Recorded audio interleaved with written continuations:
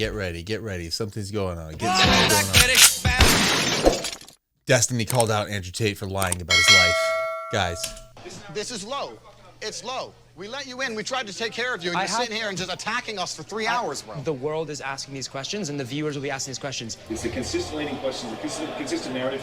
Where's the question about the good he's doing for men? Well, there's a very clear narrative. I need to leave. Okay. So Vice did an interview with Andrew Tate, where it was basically set up to question him about his supposed crime. It's riddled with bias and aggressive questions that make him out to be a criminal. And it's completely and utterly biased from the get-go. Part of being an impartial channel is that we have to be prepared to defend both sides. What? And this time we're going to be defending Andrew Tate from Vice's unfair and biased questioning. Now, I am not an Andrew Tate fan, but I do respect his work in terms of his numerous successful businesses and work ethic. It's just his What are his successful businesses? Do you mean the cam whoring? Do you mean the Hustler University, which is a scam? Sociological views I can't agree with. Anyway, with that being said, let's take a look. Okay, as I've read more and understand more about Andrew Tate, I think he's just a loser. Oh no. I think he's just a loser. I don't even know if I respect him on the business side of things. So it seems like he traffics a bunch of women, and then he scams the fuck out of all the guys. I started listening to more and more of like his business model and stuff off stream. The goal was to scam the fuck out of a lot of the guys. His whole business of like how he ran things was a giant scam. That's all it was. He had guys doing the messages. He was tricking like lonely fucking virgins in Europe that they were gonna fly girls out to scam money off of them and everything. He was a great kickboxer. Was he actually? I feel like one time in the past, I feel like I said like, oh well, I'll give him credit at least for kickboxing, and then somebody said no, he did like 3 matches and he lost 2 of them or something. Is that true? I don't know. Maybe you can give him credit for kickboxing if he was good at that. Okay, so I guess he gets credit for kickboxing, but like in terms of how he made his money, his whole business and everything was just like a scam. He's just like a fucking scammer. Yep, true. Correct. Yeah, I don't know. I just like the amount of respect that I have for this guy just like goes really low. Like the more that I learn about them. He won the equivalent of a couple of ESL weeklies and called himself a world champ. He inherited a fortune from his father. His record is I'm kind of curious. I kind of want to put together like an Andrew Tate thing because I'm curious because I feel like there's so much weird shit around this guy. I don't know if I've seen it all in one place. His kickboxing record was 76 wins, 9 losses. Oh, please be more boring, Destiny. In this age of cancel culture, he speaks his mind. I respect that about him despite not agreeing with most of what he says. I'm not going to apologize for the edits of other people.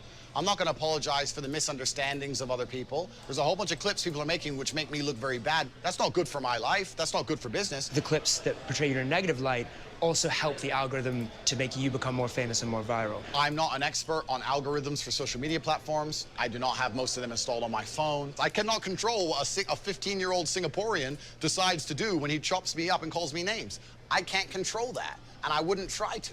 When you search for your name in Google, one of the associated terms is human trafficking. I was not formally charged. I have no... One of the other terms should be jackets that's too small. Seriously, who wears a jacket? I mean, look at that collar. And it's so tight. It's creasing around the shoulders. Relax, bro. Just wear a jacket. Criminal record? I've never human trafficked anyone in my life. Why? Made out of spandex? Like, how do you even move if your jacket's that tight? It's got to be it's a stretchy jacket. Then of the Romanian police said the investigation is ongoing. So he does a very clear distancing behavior when confronted about deliberately saying these outrageous statements because it generates clicks and publicity. People typically distance themselves. You know, Andrew, if you wear a regular jacket, it'll make you look even bigger. That's what a jacket's designed to do. That's why it's got like, some of them have shoulder pads. It's designed to make you look big and squared off. You wear a jacket that's so tight, made of stretchy material, like you're like a girl. Themselves from people that cause them stress. And Andrew Tate noticeably does this right after the guy asks this question. Andrew Tate is clever. He knows marketing. Heck, his whole Hustlers University. Is it because your head is really small? You have a small jaw and a small head, so you don't want to make your body look too big because your head would look even smaller? publicity was a marketing ploy to make thousands of people re-upload his content. This is his exact area of expertise, and he knows it, which is why he looks away when he lies. Now, this is where we see Vice turn from good journalists into manipulative and biased journalists. They use the fact that people have searched for Andrew Tate trafficking as an excuse to steer that conversation. Now, that is a lot of fights. That is a lot of fights, though. If you really had 75 organized fights, it's a lot of fights.